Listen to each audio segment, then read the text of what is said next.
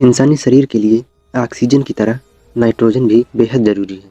हम सब जानते हैं कि पृथ्वी के चारों ओर वायुमंडल होने की वजह से धरती पर जीवन मौजूद है। बिना हवा के किसी भी ग्रह पर जीवन का होना नामुमकिन है। हवा में सबसे ज्यादा नाइट्रोजन गैस की मात्रा पाई जाती है। ऑक्सीजन तो प्राणवायु है और कार्बन डाइऑक्साइड जहरीली गैस है। बाकी बची नाइट्रोजन जो वायु में लगभग 78% होती है, इसके बारे में कभी बात नहीं की जाती।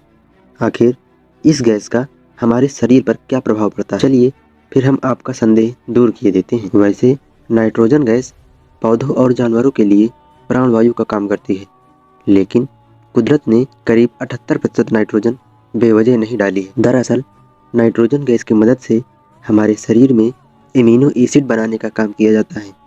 जी हाँ दोस्तों, वही अम्ल जिसकी मदद से शरीर में प्रोटीन का निर्माण होता है। साथ ही नाइट्रोजन से शरीर में न्यूक्लिक एसिड भी बनता है। इसी एसिड के जरिए डीएनए और आरएनए बनते हैं। यानी यह कहा जाता है कि धरती पर जीवन का वजूद बनाए रखने के लिए नाइट्रोजन बेहद जरूरी है।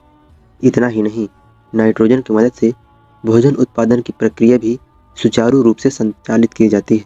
नाइट्रोजन पृथ्वी के वायुमंडल का एक बहुत बड़ा हिस्सा है। हम श्वास के माध्यम से नाइट्रोजन का उपयोग नहीं कर सकते, मगर पौधों और जानवरों के माध्यम से यह हमारे शरीर में पहुंच जाती है। मानव शरीर में नाइट्रोजन प्रोटीन संश्लेषण का कार्य करती है। इसके अलावा नाइट्रोजन की मदद से नई जीन भी बनते हैं।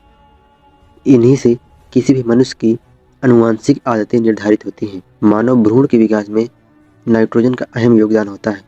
साथ ही कई ऊतकों की मरम्मत का काम नाइट्रोजन बखूबी करती है। तो दोस्तों, यह नाइट्रोजन गैस बड़े ही काम की चीज़ है।